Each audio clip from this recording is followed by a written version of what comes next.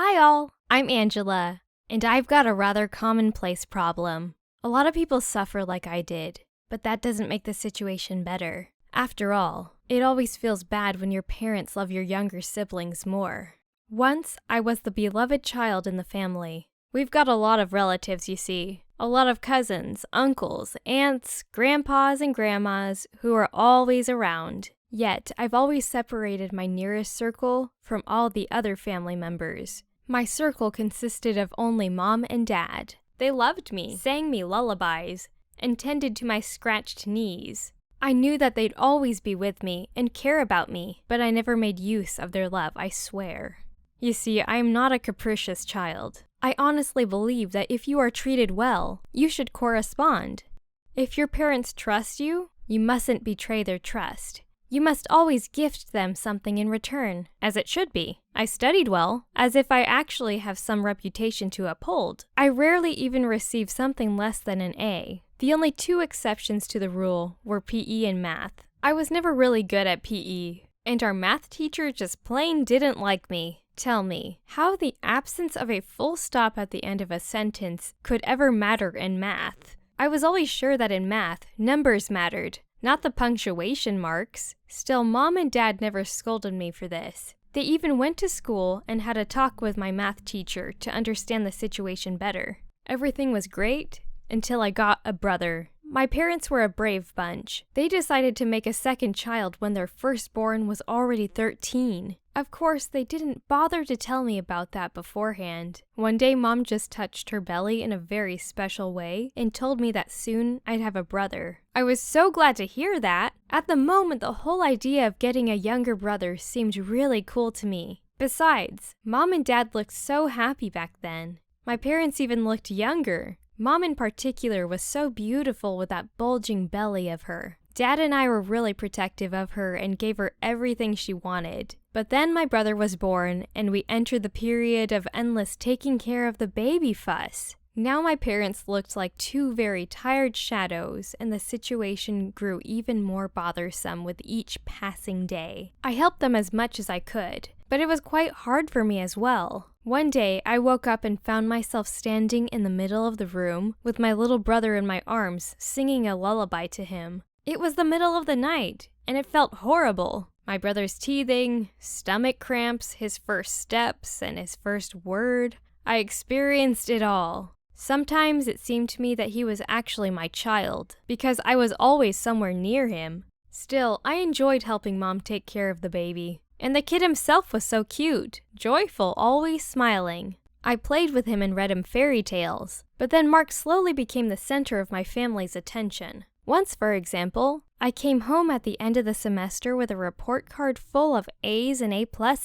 I even got a special certificate of appreciation. Yet no one even congratulated me. Mark just told Mom and Dad a simple poem that I helped to memorize the day before. And they, together with other relatives, showered him with praise. No one paid any attention to me. I felt like I was nothing. Then I noticed that Mom and Dad simply stopped caring about me. I could stay at the school's library till dark and come home late at night and nobody even cared. Yet when Mark scratched his knee on the playground, my parents called the ambulance. And such things happened all the time. It started out small, but soon, Mom and Dad just somehow forgot about me altogether. They even forgot about my birthday of all things. Dad just kissed me on the cheek and went to work. But Mom had no time to do even that. She drove Mark to some workshop, and then the two of them went to a theme park as a reward for his successes. Of course, there were no gifts and no cake. I wasn't Mark. I wasn't important. But in a month, Mom and Dad threw a grand celebration.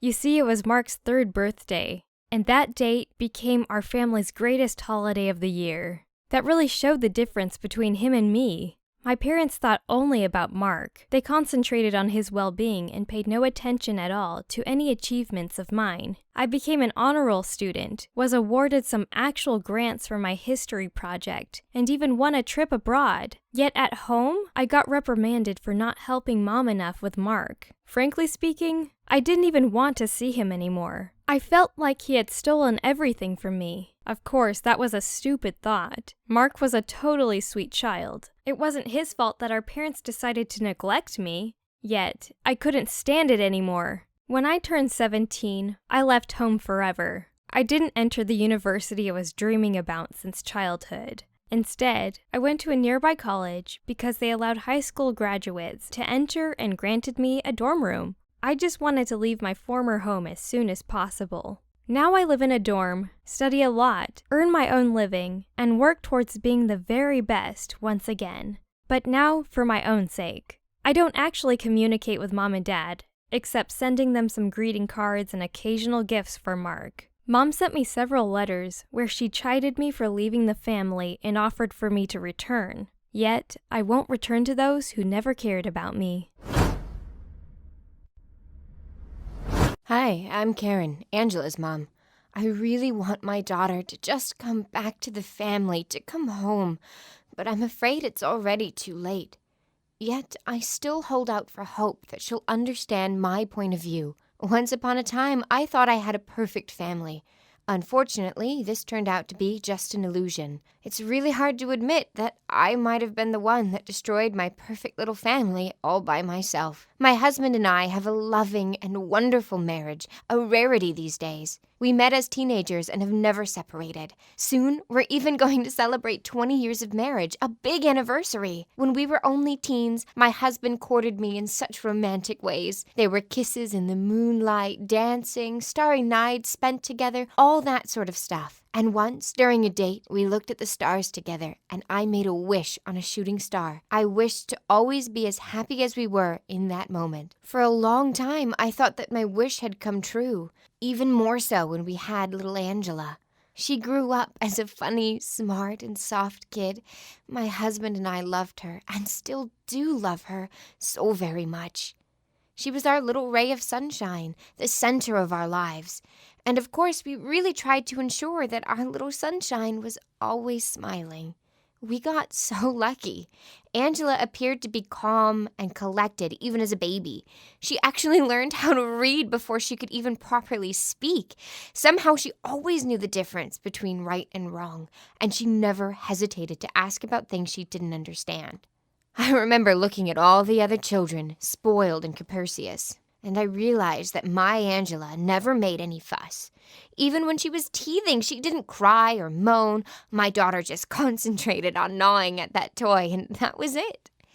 And since her very first days, she was always trying to think before acting. Come to think of it, we never had any problems with Angela before. She was the epitome of a perfect child. My husband and I really wanted to have more children just like her, and we were trying to conceive another baby since our firstborn was 4. Yet, we ended up having numerous setbacks. Doctors told us that we were too old and not healthy enough. Such rubbish. We were only 25 years old each and both felt perfectly fine. I always had time for all the chores and did everything just fine. And my husband was just as energetic and enthusiastic. Yet we still had no luck with the second child. Despite the doctors being skeptical, we kept trying to conceive another baby. And at the same time, we really enjoyed raising our clever and beautiful daughter.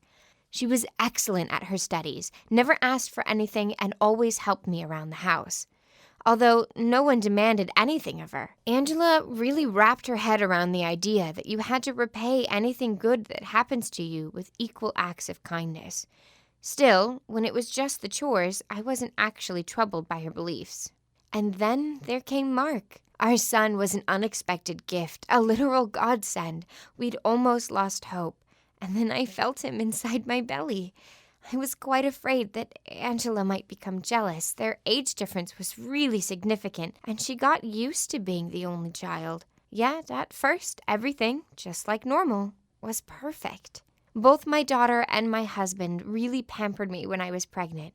Sometimes I even had to remind them that I was pregnant, not ill or something. But still, their attention felt so nice. In the evenings, Angela used to sit nearby and read fairy tales and sing lullabies to my belly, and it was just so sweet. I was sure that my husband and I got so very lucky. It seemed to us that Angela was already bonding with her unborn brother. You know, if my parents brought me a baby brother when I was her age, I'd be furious and throw a hissy fit. But Angela was just a wonderful big sister. She started caring for Mark all by herself. I didn't even have to ask her anything. She played with him, changed his diapers, bottle fed him, and all of that by her own accord. Of course, I did the majority of chores, but I knew I could rely on Angela. And that's when I made a crucial mistake. You see, when you care for a small child, you often lose the sense of time. Day after day, month after month, and somehow Mark became my main focus. I forgot everything about everyone else, and that proved to be my own undoing. Of course, I love both of them, yet Angela was a teenager. Have you ever tried to explain something to a resentful teen girl? I didn't even get the problem at first. I couldn't believe that my Angela really felt jealous. But then she left, and it broke my heart. Only then did I understand what a bad mother I became. I proved unable to show my eldest child that I loved both of them equally. Well, I still hope that I get another chance to do so one day soon. So who's really to blame here? Tell us your opinion in the comments. Leave some likes, share the vid with your friends, and don't forget to subscribe to our channel. See you next time.